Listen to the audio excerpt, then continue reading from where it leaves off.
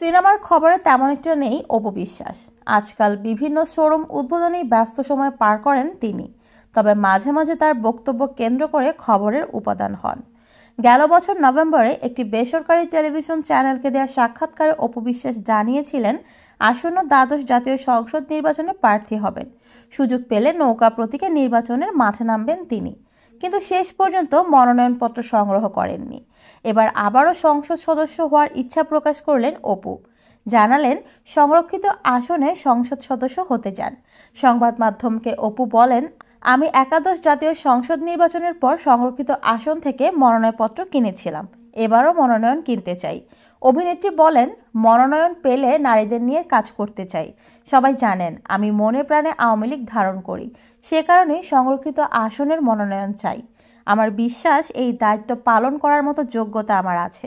অপু বিশ্বাস বর্তমানে ব্যস্ত সময় কাটাচ্ছেন আওয়ামী লীগ মনোনীত সংসদ সদস্য প্রার্থী চিত্রনায়ক ফেরদৌসের নির্বাচনী প্রচারণায়।